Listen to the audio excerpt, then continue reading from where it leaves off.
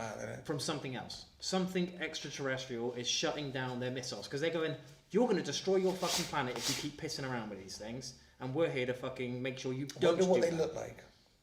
So, this is one of those crazy things, which again, I've watched a couple of programs on it, and our bodies are incredibly crazy things. What happens to our bodies if we put ourselves in different environmental situations? Our bodies physically change. We essentially evolve on a really fast scale.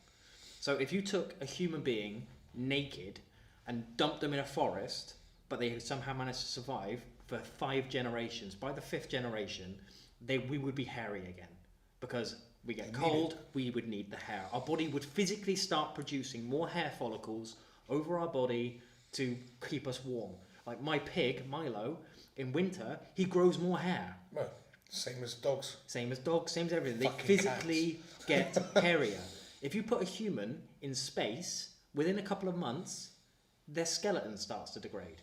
Yeah, because their brain goes, why the fuck are we producing all this calcium to keep our bones alive? We don't need it anymore. So it starts to fucking shrink your bones. You become skinnier, you become lighter, you become more fragile. What's the common the look of aliens?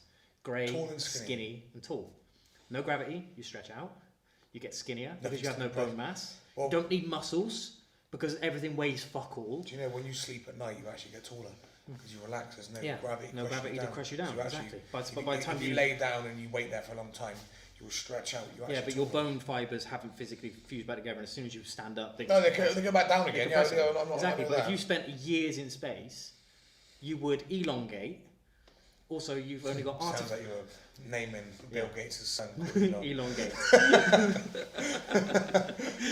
if Elon Musk and Bill Gates were gay lovers. Elongates, yeah. Elongates, yeah.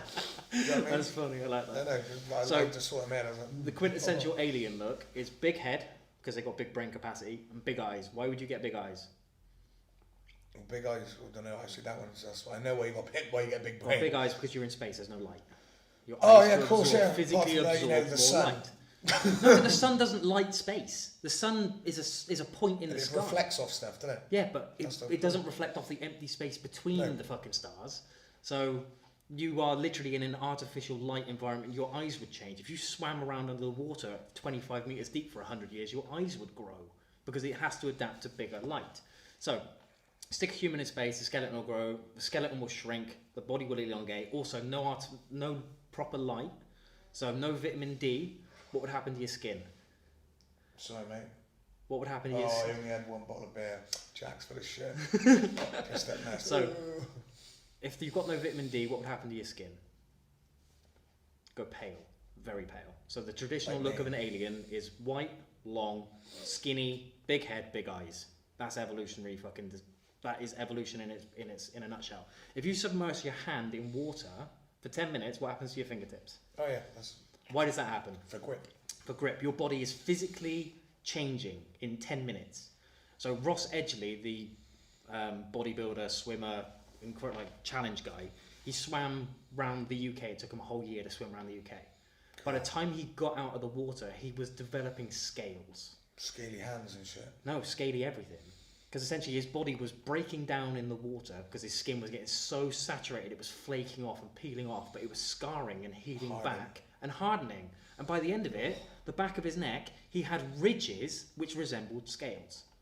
That is your body changing to toughen to the current surroundings. Shows you how badass humans are, aren't they? Massively. But it shows that we can force the evolution of ourselves by putting ourselves in different situations. So aliens would look the way they do because that's the environment they come from.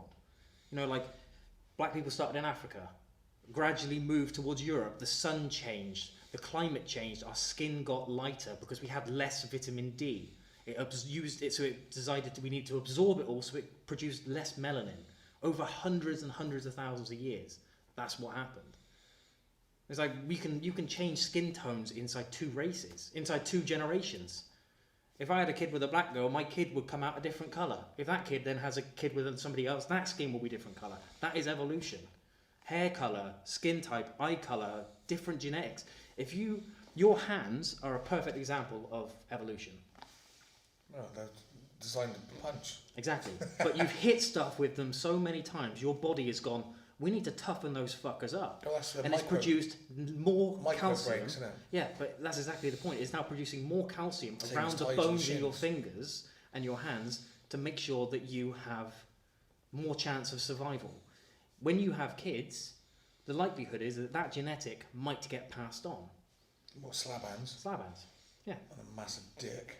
I don't know about that kid.